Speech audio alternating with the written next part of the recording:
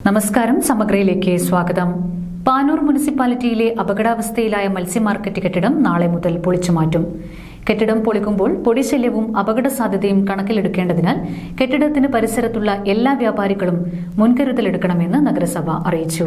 പാനൂർ നഗരസഭയിലെ അപകടാവസ്ഥയിലുള്ള മത്സ്യമാർക്കറ്റ് കെട്ടിടം നാളെ മുതൽ പൊളിച്ചുമാറ്റും. കെട്ടിടം പൊളിക്കൽ മിക്കവാറും രാത്രിയിലാണ് നടക്കുക. കെട്ടിടം പൊളിക്കുമ്പോൾ പൊടിശല്യവും അപകട സാധ്യതയും കണക്കിലെടുത്ത് പരിസരത്തുള്ള എല്ലാ വ്യാപാരികളും മുൻകരുതലെടുക്കണമെന്ന് നഗരസഭ അസിസ്റ്റന്റ് എഞ്ചിനീയറും കരാറുകാരനും ആവശ്യപ്പെട്ടു.